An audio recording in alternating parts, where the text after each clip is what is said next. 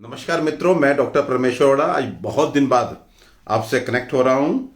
और जैसे कि आज का विषय हमने सेलेक्ट किया है कि कफ, कोल्ड एंड फीवर, इससे रिलेटेड अगर आपके कुछ भी सवाल हैं तो वो हम शुरू करते हैं। और क्योंकि कफ, कोल्ड, फीवर तो हमेशा ही सर्दियों में हमें, हमारे बच्चों को, बड़ों को रहता है, लेकिन इस बार का कफ, कोल्ड, फीवर जो है हमें एक डर ये देता है कि कहीं ये वो तो नहीं।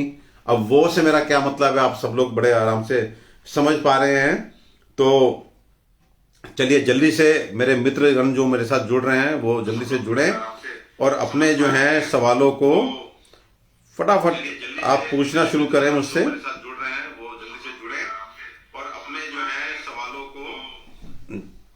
जी जी जी जी, अभिषेक शाह साहब हेलो, ममता अजय गुप्ता, रचना किरण, सुनील सोनी, अंकिता श्रीवास्तव और अंकिता श्रीवास्तव पूछ रहे हैं ये कोरोना कब जाएगा।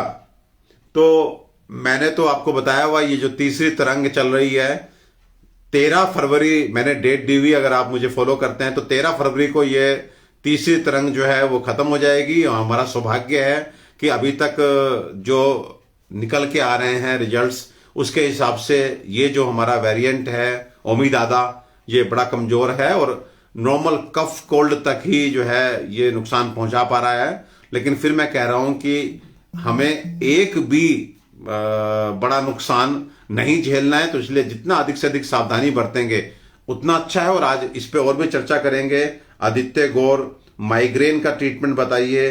देखिए आदित्य, माइग्रेन जो है एक ऐसी बीमारी है जिसको मैं बड़े गर्व के साथ और बड़ी खुशी के साथ आपको बता रहा हूं कि आयुर्वेद में आपको इसका पूरा क्योर मिलेगा। वो कोई भी व्यक्ति जो सालों से माइग्रेन की प्रॉब्लम से सफर कर रहा है, उसे झेल रहा है, वो केवल और केवल 3 महीने, और अगर कोई ऐसी कंडीशन है कि आपका पेट भी साथ में खराब रहने लगा, आपको आपका सराउंडिंग जो है बहुत स्ट्रेसफुल है, तो मैं मान के चलता हूं कि 5-6 महीने। लेकिन ईश्वर के दया से कोई माइग्रेन का पेशेंट नहीं है जो हमसे ठीक ना हुआ हो। Jyoti Sethi hello, Rajeshwari Desai hello, and Tarika Kalan, sir allergy वाली खांसी को कैसे ठीक किया जाए। अब देखिए ये तारिका कलान का बहुत शानदार क्वेश्चन है कि एलर्जी वाली खांसी, आपने सुना होगा कि कुछ लोगों को जैसे ही सर्दी आती है या थोड़ा सा पोल्यूशन वाला समय आता है, दीपावली के आसपास डस्ट बहुत अधिक होती है, थोड़ा सा धुआं अधिक होता है, तो इन सब कंडीशन में लोगों को खांसी शुरू हो जाती है। तो बेसिकली ये एक हाइपर सेंसिटिविटी रिएक्शन है।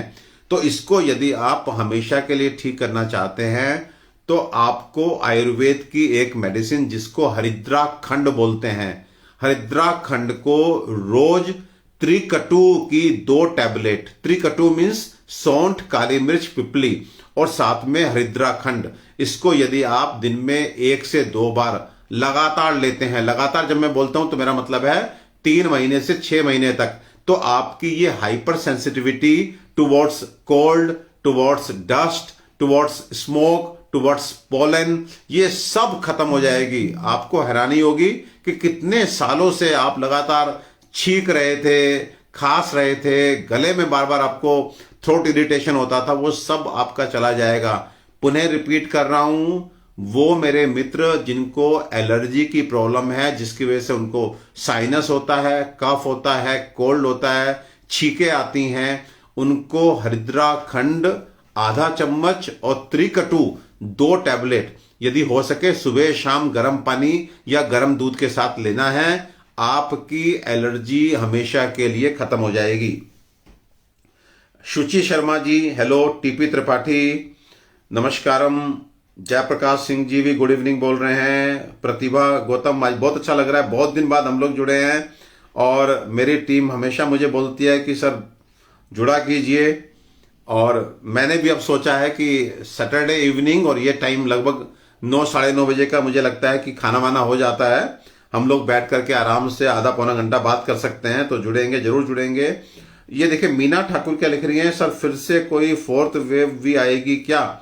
हमारे बच्चे लोग कब तक स्कूल जाएंगे? मीना ठाकुर जी देखिए, फोर्थ वेव की संभावना बहुत कम है, बहुत कम। और मुझे ऐसा लगता है कि मार्च अप्रैल जो अगला सीजन होगा, बच्चे उसमें बहुत ही अच्छे से, बहुत हंसते खेलते हुए जो है स्कूल जाएंगे। थर्ड वेव यानी कि तीसरी तरंग, मेरी ऐसा कैलकुलेशन है कि 13 फरवरी को इसका नामो निशान मिट जाएगा। 14 तारीख को हम फैमिली डे यानी कि परिवार दिवस मनाएंगे, अपने परिवार के साथ बैठ करके खूब मस्ती करेंगे, खाना खाएंगे, खीर पकाएंगे, हलवा खाएंगे, सब कुछ करेंगे 14 फरवरी को। 13 फरवरी तक थोड़ा सा आप जितना अपना देखिए डिसिप्लिन में रहेंगे, उतना इस तरह की संभावनाएं नहीं होंगी। अल्पना शर्मा लिख रहे हैं 11 साल के बच्चे के बाल झड़ रहे हैं, रेमेडी बताइए। देखिए 11 साल के बच्चे के अगर बाल गिर रहे हैं तो हमें 2-3 चीजें देखनी है। एक तो उस बच्चे को बहुत अधिक डैंड्रफ तो नहीं है। Dandruff can be the sole reason for your hair fall problem. आपको यह ध्यान देना है कि डैंड्रफ आपको नहीं रहना चाहिए, नंबर 1। नंबर 2, क्या उस बच्चे के स्काल्प में कोई इन्फेक्शन, फंगल इन्फेक्शन तो नहीं डेवलप हो रहा है?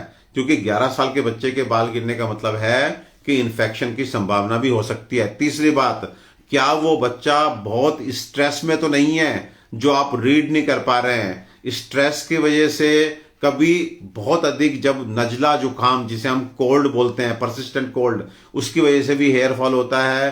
कभी पेट की खराबी की वजह से भी होता है। ये बच्चा 11 साल का है, इसलिए मैं आपको निश्चित रूप से रिकमेंड करूंगा कि आप इसके हेयर फॉल को बिल्कुल भी हल्के में मत लीजिए और उसके रूट कोज पे जाकर के उस बच्चे का इलाज जरूर कराइए, क्योंकि 11 साल के बच्चे के बाल गिरना ये हमें एक्सेप्टेबल नहीं है जी।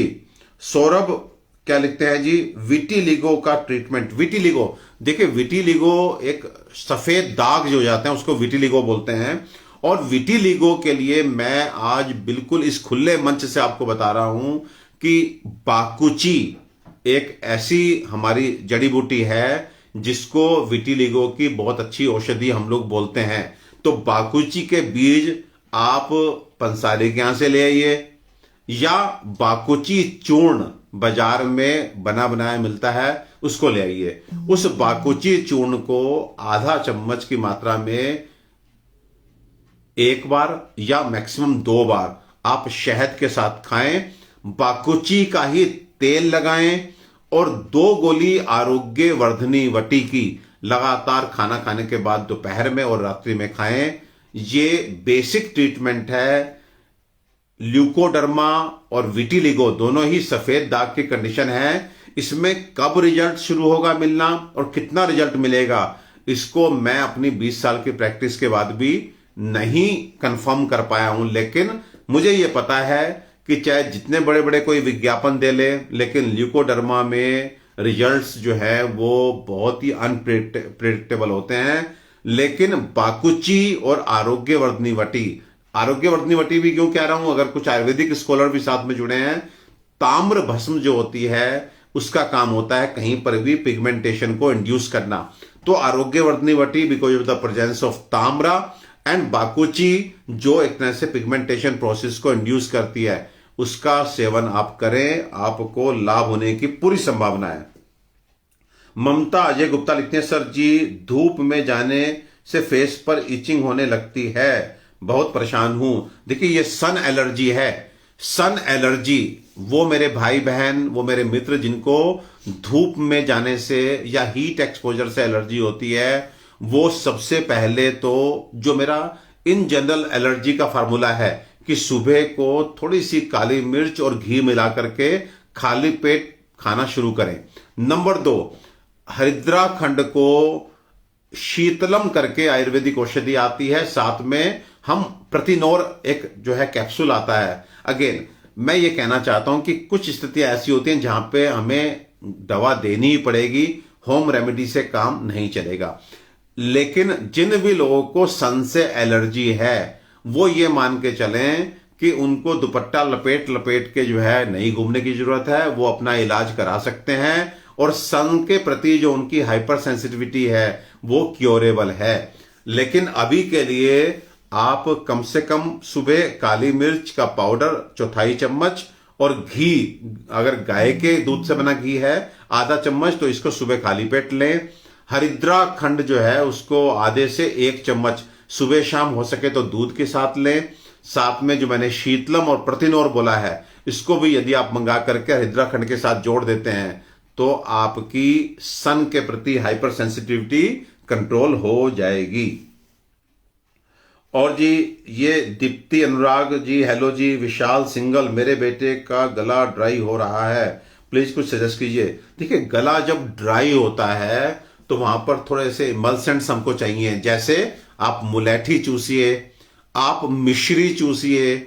इस मिश्री से भी गला तर होता है, मुलैठी से गला तर होता है, और कभी कभी हम खदीर आदि वटी किसी भी कंपनी की आपको मिल जाएगी, हर जगह मिल जाएगी खदीर आदि वटी। देखिए, खदीर आदि वटी किसको बोलते हैं? कत्थे, जो कत्था होता है, और साथ में और चीजें भी पड़ती हैं, जैसे दालचीनी पड़ती है, कपूर पड़ता है, इलायची पड़ती है। तो ये इन सब से बनी हुई खदीर आदि वटी हुई, जिनको गले में खिचखिच रहती है, गला हमेशा खुश्क रहता है, तो उनको खदीर आदि वटी एक एक गोली दिन में 3-4 बार चूसने से ये गले की खुश्की और गले की खिचखिच चली जाती है। तो खदीर आदि वटी किसी भी कंपनी की ला करके आप इस्तेमाल करें। विनीता कपूर क्या लिखती हैं जी? Panic attack. पैनिक अटैक के लिए एक मेरा सीधा सा सबमिशन है, आप कहीं भी रहते हैं, सुप्रज्ञा अर्क और सुप्रज्ञा कैप्सूल, इन दोनों को लेना शुरू कर दीजिए। आपके पैनिक अटैक काफी हद तक पहले 15 दिन में ही कंट्रोल हो जाएंगे। पुनः सुने, जिस किसी को भी पैनिक अटैक्स आते हैं और वो कम से कम, और नंबर 2 आयुर्वेदिक दवा से अपने पैनिक अटैक्स को, अपनी नर्वस वीकनेस को ठीक करना चाहता है, वो सुप्रज्ञा अर्क, जिसको 4 चम्मच की मात्रा में बराबर पानी मिला करके आपको लेना है, और सुप्रज्ञा के ही कैप्सूल, एक एक कैप्सूल आप सुबह शाम लेंगे तो आपको पहले 15 दिन में ही पैनिक अटैक्स, एक तरह से अचानक से डर लगना, जैसे कहीं पे भी भीड़ में जाने से, लिफ्ट में खड़े होने से, या बंद जगह पे किसी भी तरह का फोबिया अगर आपको है, हाइट से, वाटर से, उन सब में बहुत ही नेचुरल तरीके से आपकी मदद करता है सुप्रज्ञा अर्क एवं कैप्सूल। लगभग 12-13 वर्षों से रोज रोज कम से कम 30-40 पेशेंट्स को सुप्रज्ञा मेरे द्वारा दिया जाता है, आजमाया जाता है, और उनके बहुत ही अच्छे रिजल्ट्स हमें देखने को मिलते हैं। और मीनाक्षी शर्मा बोल रहे हैं कि इधर एनी न्यू वेरिएंट। देखिए, नया वेरिएंट, ये जो हमारा विषाणु है ये एक आरएनए वायरस है, और आरएनए वायरस जो है वो म्यूटेट करता है। आपको जान के हैरानी होगी, इन्हीं की म्यूटेशन से अब चौथा नहीं, 5वां नहीं, सैकड़ों और हो सकता है कि हजारों, क्योंकि हमारी इस सृष्टि में अरबों में वायरस के वेरिएंट्स हैं, अरबों में, मतलब आई मीन करोड़ भी नहीं मैं बोल रहा हूं, अरबों में। लेकिन वो उनका वेरिएशन इतना कम होता है कि उन सब के अगेंस्ट हमारी इम्यूनिटी डेवलप हो चुकी है।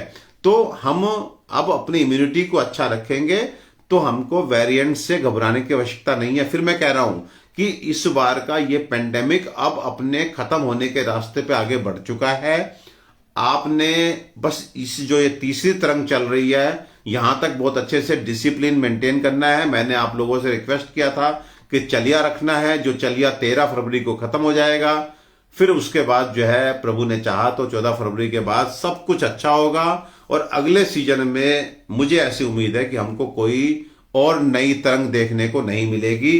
अभी तक मुझे ऐसा लगता है, भगवान करे जो मुझे लग रहा है वही सच हो। रितेश शर्मा, सर आप एनर्जी भर देते हैं, शानदार हैं आप। हमारे इम्यूनिटी इन्हीं बातों से बढ़ जाते हैं। नहीं ब्रदर, इम्यूनिटी बढ़ाने के लिए आंवला खाइए, आंवला। देखिए, आंवला मैं बार बार रिकमेंड कर रहा हूं, क्योंकि चाहे एलोपैथिक डॉक्टर हो, चाहे आयुर्वेदिक डॉक्टर हो, चाहे होम्योपैथिक डॉक्टर हो, चाहे साइंटिस्ट हो, सब ने ये कहा कि अगर इम्यूनिटी बढ़ानी है तो उसके लिए हमें विटामिन सी खाना है, और विटामिन सी का इस दुनिया का निर्विवादित रूप से जो बेस्ट सोर्स है वो आंवला है। तो आंवले को अपने अपने स्वाद के हिसाब से, अपने अपनी पचाने की क्षमता के हिसाब से आंवले का मुरब्बा खाइए, आंवले की चटनी खाइए, आंवले को सलाद के रूप में खाइए, आंवले की सब्जी बना करके खाइए, या आंवले से बना च्यवनप्राश खाइए। च्यवनप्राश एक ऐसा प्रिपरेशन है जिसके बारे में मैं ये बोलता हूं कि इतना अच्छा ऋषियों का दिए हुए प्रसाद जो अंडर यूटिलाइज्ड है। घर घर में च्यवनप्राश को खाना चाहिए, लेकिन हमारे घर में पिज्जा, गार्लिक ब्रेड और पता नहीं क्या क्या कि खूब जबरदस्त एंट्री हो चुकी है, लेकिन च्यवनप्राश के डब्बे अभी भी आने शुरू नहीं हुए। हम च्यवनप्राश की क्वालिटी के बारे में बहुत चिंतित रहते हैं, लेकिन जो पिज्जा बर्गर हमारा आता है घर में वो कैसे किस तरह हाइजीनिक वे में बन रहा है कभी हम उस पर विचार नहीं करते। खूब मैदा खा रहे हैं, खूब क्रिएटिविटी और नए नए टेस्ट के नाम पे क्या क्या हम खा रहे हैं। दो ऐसी चीजें जो कभी साथ में मिलाई ही नहीं जानी चाहिए। मेरा सीधा सा कहना है, नॉन वेज और दूध का कोई भी प्रोडक्ट, क्रीम, ये साथ में नहीं खानी चाहिए। लेकिन आजकल लोग नॉन वेज को दूध में फ्राई करके, सो मैं बता रहा हूं कि we are unknowingly eating killing combinations जो हमारे शरीर के लिए बहुत ही खराब हैं। अब हमें खराब चीजों को धीरे धीरे अपने जीवन से हटाना है और अच्छी अच्छी चीजें, जैसे मैं पुनः विदाउट एनी हेजिटेशन बोल रहा हूं, च्यवनप्राश। हर घर में च्यवनप्राश, हर जन को च्यवनप्राश, हर तन को च्यवनप्राश। च्यवनप्राश अपने आप में ऋषियों का दिया हुआ प्रसाद है, अद्भुत है। जहां से भी आपको मिल सके, किसी भी कंपनी का आप लीजिए, किसी भी आपको वितंडा में नहीं पड़ना कि साहब ये कंपनी वो कंपनी, कहीं का लीजिए, लेकिन च्यवनप्राश खाइए। इसमें मिलावट विलावट कुछ नहीं होती। ये सब हम लोगों के एक तरह से सोच है या एक तरह से नकारात्मक प्रचार है। हमारे बड़े खूब च्यवनप्राश खाते थे, लेकिन हम लोग खाते हैं पिज्जा। क्या खाते हैं? पिज्जा। अच्छा जी, संजय झाखड़ लिख रहे हैं एलडीएल बढ़ा हुआ है। LDL means low density lipoprotein.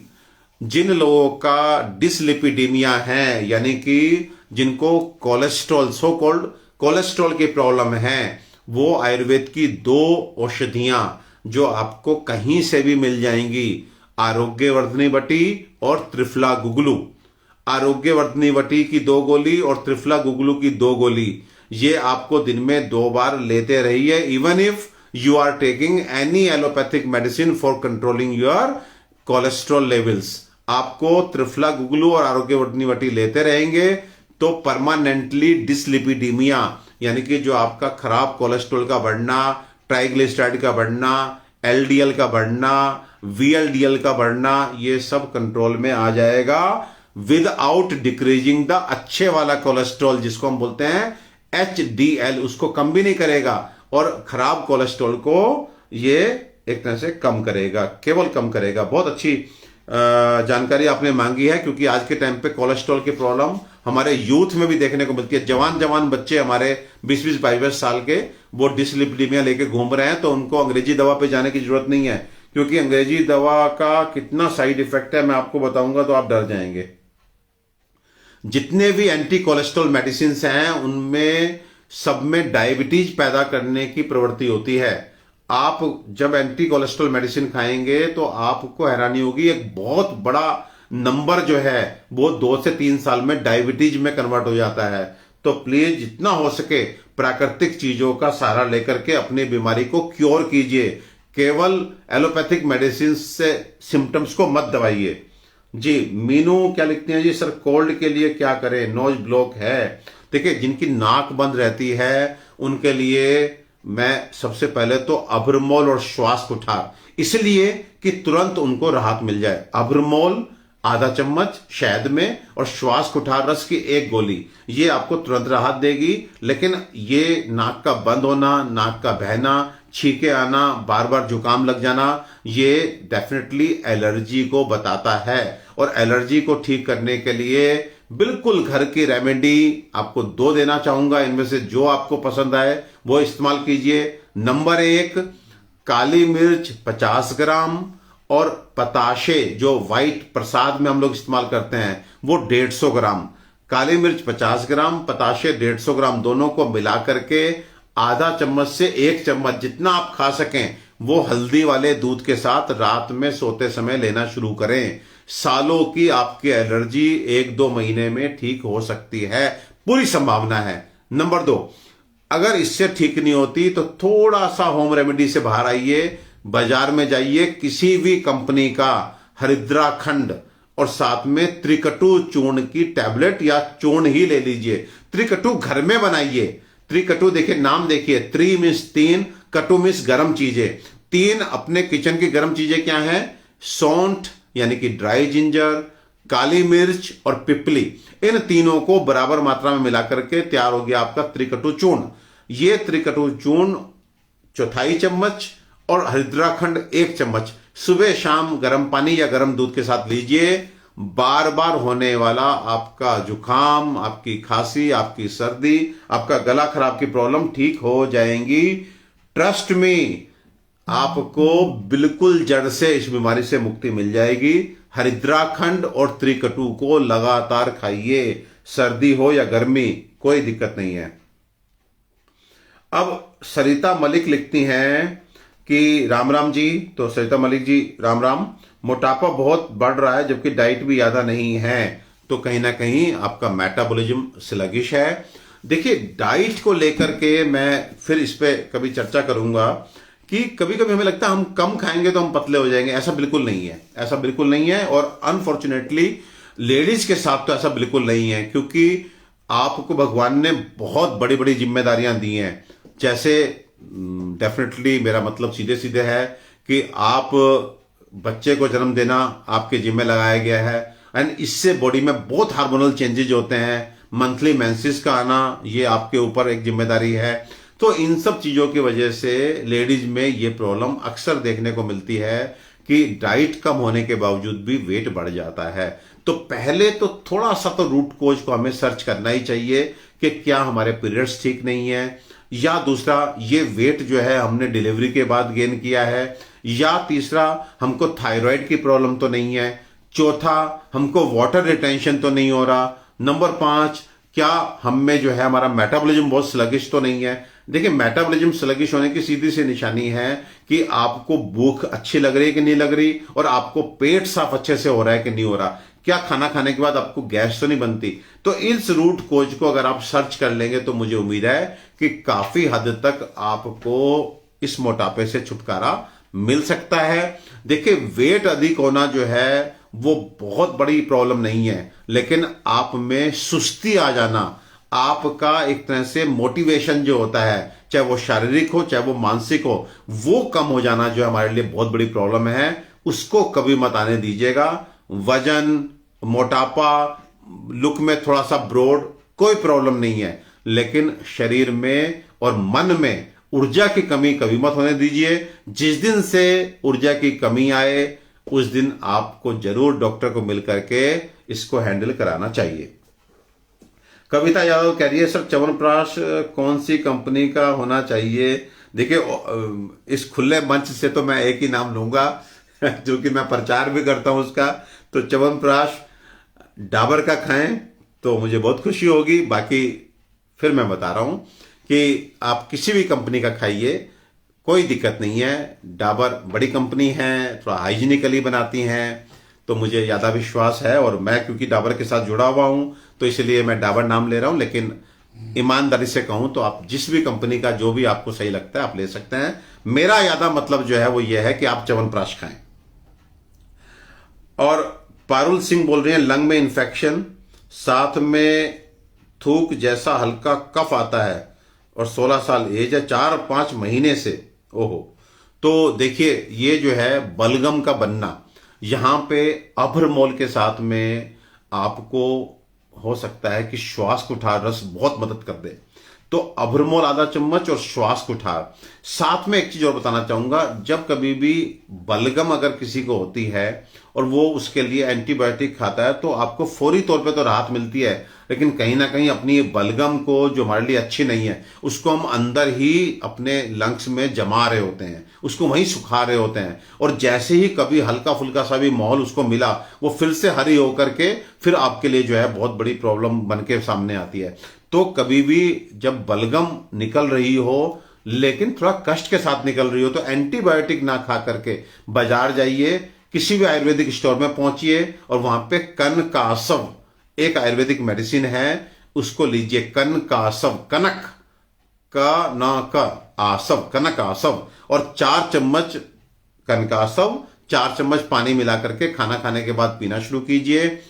अगर हो सके तो इसमें जिनको बलगम लगती है, कंजेशन है लेकिन निकल नहीं रही है, तो इसमें 1 से 2 चुटकी कफ हर एक पाउडर आता है वो मिला लें। और नहीं मिलता आपको कफर, कोई बात नहीं, आप कनकासव शुरू कीजिए। अगर आप कनकासव लेते हैं तो आपको बहुत आराम के साथ ये जो चेस्ट है वो क्लीन हो जाएगी। और एक बड़ी खूबसूरत बात यह है कि अभ्रमोल श्वास कुठार और ये कनकासव का जो कॉम्बिनेशन है वो बलगम को जो अंदर आपके है उसको निकालेगा, लेकिन एट द सेम टाइम आपको और बलगम ना बने उस ये प्रोसेस भी शुरू कर देता है। तो इसलिए आपको एंटीबायोटिक ना लेकर के अभ्रमोल श्वास कुठार और कनकासव ये लीजिए। और बच्चों के केस में तो, बच्चे क्या बड़े भी, अगर आपको लगता है कि चेस्ट में कंजेशन है तो 2 काम बहुत जरूरी कीजिए। नंबर 1, सरसों के तेल में थोड़ा सा सेंधा नमक मिला करके गर्म करके आप दिन में हो सके तो 2 बार सुबह शाम आप बढ़िया से चेस्ट की मालिश कीजिए। बच्चों को जिनको बहुत अधिक कंजेशन की समस्या, उनको ये बहुत मदद करता है कि आप सरसों के तेल में थोड़ा सेंधा नमक मिला करके चेस्ट पे मालिश करें। और अगर कर सकें तो आप एक पोटली बनाएं जिसमें आप थोड़ा सा नमक और थोड़ी सी अजवाइन डाल लें और एक रुमाल जैसा कपड़ा लेकर के ऊपर धागा बांध के पोटली बना लें और उस गर्म पोटली से चेस्ट की सिकाई कर दें। तो आप देखेंगे सारा बलगम मेल्ट होकर के पिघल करके वो बाहर निकल जाएगा। एक बार जिसकी चेस्ट क्लीन हो गई, वो समझिए उसके लंग्स सबसे हेल्दी होंगे। और एंटीबायोटिक से जब हम अपने बलगम को सुखा देते हैं तो रास्ते बन जाते हैं, सांस आनी शुरू हो जाती है, लेकिन वो जो बलगम है वो सूखी हुई वही वहीं पे जमी रहती है। जब कभी इन्फेक्शन होता है वो सब बलगम हरी होकर के हमें और अधिक कष्ट देती है। ये सर मैं आपकी दवा 15 दिन से रोज ले रहा हूं परंतु अभी आराम नहीं मिला, रोज म्यूकस आ रहा है, ब्लोटिंग रह रही है। ये देखिए, ये जो पेशेंट हैं ये आईबीएस के पेशेंट हैं। IBS means irritable bowel syndrome, जिसमें क्या होता है कि किसी भी व्यक्ति को बार बार पेट साफ करने के लिए जाना पड़ता है, म्यूकस आता है और अर्जेंसी होती है। अर्जेंसी का मतलब है आपको ऐसा लगेगा कि फटाफट भाग के जाइए, लेकिन अनफॉर्चुनेट क्या होता है कि तेजी से भाग के जाते हैं लेकिन वहां पे जाते हैं तो आप पोटी होती ही नहीं आपको। इस तरह की जो समस्या होती है, वेट लगातार गिर रहा होता है, शरीर के साथ मन आपका जो है खिन्न रहना शुरू हो जाता है, तो एनर्जी खत्म हो जाती है। तो इस तरह के पेशेंट आपको मिलेंगे जो कभी कभी सोचते हैं कि अब सुसाइड कर लें क्या। तो एक ऐसी बीमारी आईबीएस, इरिटेबल बाउल सिंड्रोम, जिसको आयुर्वेद की भाषा में संग्रहणी बोला जाता है, एक ऐसी बीमारी जिसके लिए मैं एक सेंटेंस बोलता हूं कि जान तो नहीं लेती लेकिन जीने में नहीं देती। तो मैं आज आपको ये कहना चाहता हूं कि संग्रहणी का, मुझे लगता है कि 1% की मैं बात नहीं करता, 99% पेशेंट जो है वो हमसे ठीक होकर के जाता है, 99% पेशेंट। तो 15 दिन आपको वो नहीं आराम मिला, कोई दिक्कत नहीं है, हम आगे बढ़ेंगे। आप हमसे लगातार संपर्क में रहिए, आपको अब आराम आना शुरू हो जाएगा। कभी कभी आपकी तकलीफ ऐसी होती है, क्योंकि फिर मैं बता रहा हूं कि संग्रहणी रोग एक ऐसा रोग है जिसके बारे में हमारा शास्त्र लिखता है, दुर्विज्ञो दुष्चिकित्स्यो चिरकाल अनुबंधी। इसको जानना भी मुश्किल है, इसकी चिकित्सा करना भी मुश्किल है, और फिर एक बार अगर शरीर में आ गया तो चिरकाल अनुबंधी, ये जल्दी से इसको कोई निकाल नहीं सकता। इसका शरीर से अनुबंध, इसका शरीर से जो कांटेक्ट है वो चिरकाल के लिए बन जाता है। तो ध्यान देना कि आपको हिम्मत नहीं हारनी है। 15 दिन इस बीमारी के लिए एक छोटा सा टाइम होता है, लेकिन ऐसा नहीं है कि हमारे पास ऐसे पेशेंट भी हैं जो बोलते हैं दूसरे दिन से ही खूब आराम आ गया, लेकिन अगर आराम नहीं आया तो भी परेशान होने की आवश्यकता नहीं है। बंधु लगे रहेंगे तो ये मेरा आपसे वादा है कि आप ठीक हो जाएंगे। और जी हाई बीपी का सोल्यूशन बताइए, एज 63। देखिए आशी मित्तल जी, आपने ब्लड प्रेशर की शिकायत का समाधान पूछा है और आपकी एज 63 साल है। आपके लिए तो मैं कहूंगा कि आपको you must be having primary hypertension या असेंशियल हाइपरटेंशन या इडियोपैथिक हाइपरटेंशन। ये तीनों ही कंडीशन उम्र के साथ जुड़ी हुई हैं। ब्लड प्रेशर बढ़ ही जाता है क्योंकि आपकी आर्टरीज वो आपकी एज के इंपैक्ट से सख्त हो रही होती हैं, खुश्क हो रही होती हैं, तो इसकी वजह से ब्लड प्रेशर बढ़ जाता है। अनफॉर्चुनेट फैक्ट आपको बता रहा हूं कि क्यों इनवेरेबली सबका बीपी बढ़ जा रहा है आजकल। 50 के बाद सबका बीपी बढ़ जा रहा है। रीजन बीइंग हम ना तेल और घी खा रहे हैं, ना तेल और घी लगा रहे हैं। आपको लगेगा कि मैं उल्टी बात बोल रहा हूं कि हम तेल घी से तो ब्लड प्रेशर बढ़ता है। जी नहीं, बिल्कुल नहीं। तेल घी खाने वाले को और तेल घी लगाने वाले को जल्दी से ब्लड प्रेशर नहीं बढ़ेगा। हमारे बड़े खूब तेल घी खाते थे, तेल घी लगाते थे, उनको ब्लड प्रेशर जैसी समस्याएं नहीं होती थी।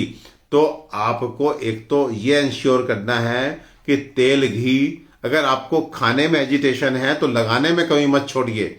खूब तेल लगाइए, खूब घी लगाइए, सिर पे घी लगाइए, नाक में घी डालिए, तेल की मालिश कीजिए। आपका ब्लड प्रेशर देखिए नीचे जाना शुरू हो जाएगा। आपकी नींद अच्छी होनी शुरू हो जाएगी। आपके शरीर में दर्द कम होने शुरू हो जाएंगे। आपको खांसी जुकाम बहुत कम आपको देखने को मिलेगा। तो प्लीज तेल की मालिश जरूर कीजिए। और वो 3 जगह जो मैंने कहा था कि तेल आपको रोज रोज लगाना ही चाहिए, अगर आपको याद हो, एक सिर के बीच में यहां पे तेल आप चाहे सुबह लगाएं चाहे रात में लगाएं। नंबर 2 ये जो कान होते हैं इन पे, और नंबर 3 पैर के तलवों पे। इन 3 जगह पे तेल को जरूर जरूर रोज रोज लगाएं। धीरे धीरे आप देखेंगे कितना आपको आनंद आना शुरू होगा। और साथ में आप, अगर आपको डायबिटीज नहीं है तो आप अर्जुनारिष्ट का सेवन करें।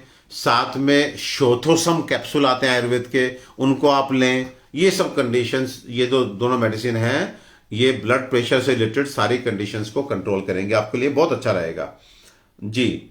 और जानवी जी, आपका मैसेज मैं नहीं पढ़ पा रहा हूं, अभी आएगा तो मैं देखता हूं। और मारतंड सिंह जी बोल रहे हैं क्लिनिक का पता। देखिए मैं गुड़गांव बेस्ड हूं और गुड़गांव में न्यू कॉलोनी जो सेक्टर 7 के पास है, वहां मेरा अथ आयुर्वेद के नाम से क्लिनिक है। और मैं वहां सुबह 10 बजे से 1 बजे तक पेशेंट देखता हूं और शाम को 4 से 7 पेशेंट देखता हूं। और 8 बजे से और 11 बजे तक मैं ऑनलाइन कंसल्टेशंस देता हूं। तो आप कहीं पर भी हैं, आप हमारे जो नंबर, हमारे जो फेसबुक पे भी आप देखेंगे हमारे नंबर हैं, सब जगह हमारे नंबर आपको मिल जाएंगे। आप उन पर एक तरह से ऑनलाइन कंसल्टेशन भी बुक कर सकते हैं। मेरी कोशिश रहती है कि 48 घंटे में, यानी कि आज आपने बुक किया तो आज नहीं तो कल मैं आपसे खुद बात करता हूं और बात करने के बाद आपका प्रेस्क्रिप्शन बनाता हूं। उसमें क्या परहेज आपकी बीमारी में चाहिए वो सब लिख करके आपके पास प्रेस्क्रिप्शन पहुंचता है और हमारे यहां से पूरे इंडिया में दवाई कोरियर हो जाती है। तो इसलिए अब दूरियां, वास्तव में दूरियां नहीं रह गई हैं। अब हम लोग बहुत पास पास हैं। कोई भी व्यक्ति पूरे इंडिया में मुझसे ट्रीटमेंट ले सकता है और विदेश में बैठा व्यक्ति मुझसे कंसल्टेशन ले सकता है। मेडिसिन हम विदेश में नहीं भिजवाते, लेकिन इंडिया में हम मेडिसिन कहीं पर भी भिजवा सकते हैं। गीता जी क्या लिख रही है, सर जी आप ट्रीटमेंट कहाँ करते हैं? अरे मैंने अभी सारा कुछ बता दिया गीता जी, बाकी नंबर आपके पास है। जयप्रकाश सिंह जी, सर हरिद्राखंड त्रिकटु की डोज बताइए। हरिद्राखंड आधा चम्मच से 1 चम्मच आपको सुबह शाम लेना है, और त्रिकटु जो है वो 1/4 चम्मच आपको सुबह शाम लेना है। नहीं तो त्रिकटु की टैबलेट भी आती हैं, 2 टैबलेट आपको सुबह शाम लेनी है। हरिद्राखंड और त्रिकटु ये आपके लिए अमृत के जैसा गुणकारी बन जाएगा। स्पेशली जिनको बार बार खांसी जुकाम रहता है, छींकें बहुत आती हैं, किसी भी चीज से एलर्जी है, तो आप इन दोनों कॉम्बिनेशन को ले सकते हैं। अदिति कपूर, आपका क्वेश्चन है इपिलेप्सी। इपिलेप्सी, ओहो अदिति, आई एम सॉरी, आप 40 साल से मेडिसिन ले रही हैं, तो मैं आपको स्ट्रांगली रिकमेंड करूंगा अदिति, आप एक बार हमसे ऑनलाइन जरूर कंसल्टेशन लें। मैं सारी बात जानने की कोशिश करूंगा कि 40 साल से आप अंग्रेजी दवा ले रही हैं एपिलेप्सी के लिए और अभी उससे बाहर नहीं आ पा रही हैं। अदिति, आप प्लीज हमसे जरूर ऑनलाइन कंसल्टेशन लीजिएगा। सोनाली संदीप शर्मा को मैंने आपने भी बीपी के लिए पूछा है। बीपी के लिए मैं फिर ये कह रहा हूं कि आपको जितना आप अपने शरीर में खुश्की नहीं आने देंगे, उतना आप ना केवल ब्लड प्रेशर से दूर रहेंगे, बल्कि आज के टाइम पे नींद ना आने की समस्या, आपको बात बात पे तनाव होने की समस्या, कम उम्र में ऑस्टियोआर्थराइटिस यानी कि जोड़ों के दर्द की समस्या, लेडीज को मेंसेस में बहुत अधिक पेन की समस्या, और भी बहुत सारी चीजें आपकी जो है वो ठीक हो जाएंगी यदि आप तेल से नाता जोड़ेंगे। मैं फिर कह रहा हूं, तेल से नाता जोड़ो, रोगों से नाता तोड़ो। तेल को आप वापस से शुरू कीजिए, खूब लगाइए, खूब खाइए। तेल खाना भी है, तेल लगाना भी है। तेल खाने से और तेल लगाने से ब्लड प्रेशर कम होता है।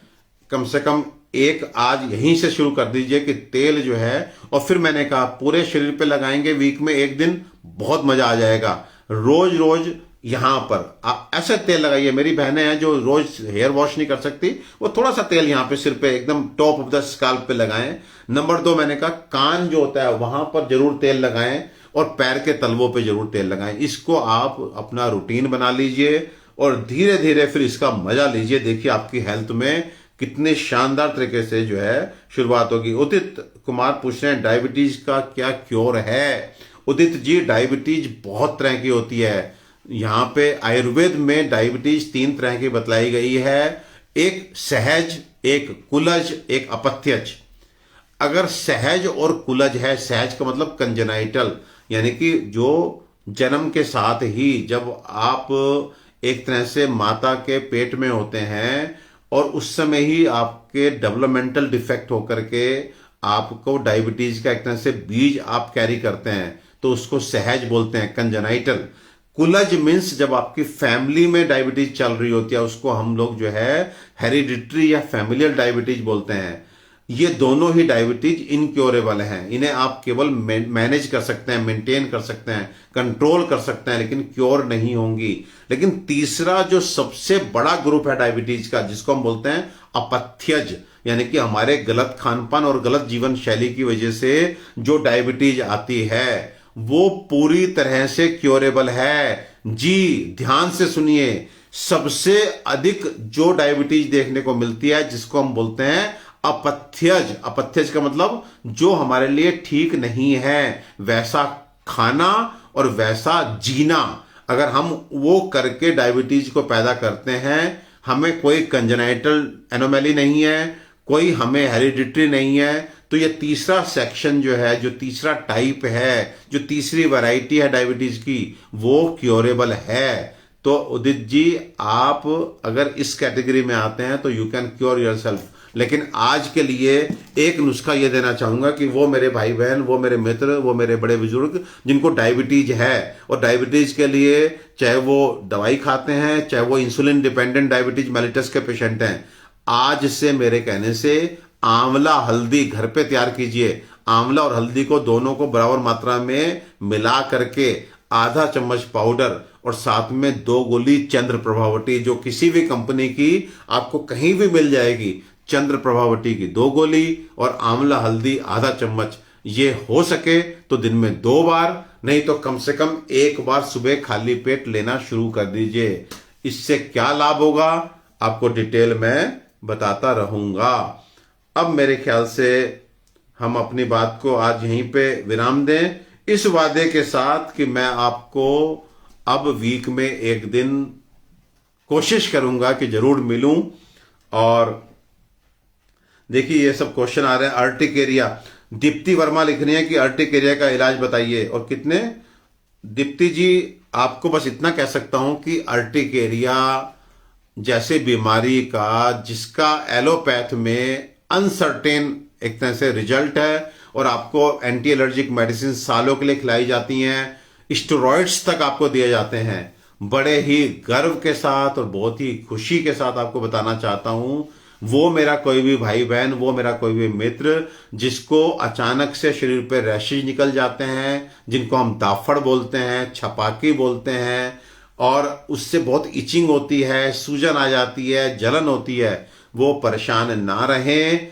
Urticaria is fully curable and 90% patient with in 3 months cure हो जाते हैं। मैं 2 वर्ड इस्तेमाल करता हूं, एक कंट्रोल और एक क्योर। मैं अर्टिकेरिया के लिए 90% लोगों को 3 months में क्योर हो जाते हैं बोल रहा हूं, और 10% भी ठीक हो जाते हैं, but they may take little longer time. तो अब मेरे ख्याल से आप लोगों का जो है काफी समय मैंने लिया। और ये देखिए टॉन्सिल हो जाते हैं बार बार, ये सब ठीक हो जाएगा। बार बार टॉन्सिल हो रहे हैं, हैदराखंड त्रिकटु खाइए, सब ठीक हो जाएगा। ये सरिता मुंद्रा क्या लिखती हैं, शीत पित्त की दवा बताइए, लीजिए। शीत पित्त जो है अर्टिकेरिया को बोलते हैं। अगर आप रेमेडी लिखना चाहते हैं तो लिखिए, अगर आप जल्दी से लिख सकते हैं। आपको कल्याण योग 1 चम्मच, शीतलम 2 टैबलेट, प्रतिनोर 1 कैप्सूल, और साथ में खून साफ करने वाली माणक्य और त्वक, माणक्य कैप्सूल 1 और त्वक 2 टैबलेट, ये आप लेना शुरू कीजिए और देखिए। अच्छा चलिए, एक आपको होम रेमेडी भी बताते हैं। जब तक आप ये दवा इंतजाम करें, वो लोग जिनको अर्टिकेरिया है, यानी कि शरीर पर अचानक से इचिंग शुरू हो जाती है, वो सुबह उठ करके आधा चम्मच काली मिर्च का पाउडर और आधा चम्मच देसी घी, ये मिला करके सुबह खाली पेट खाएं।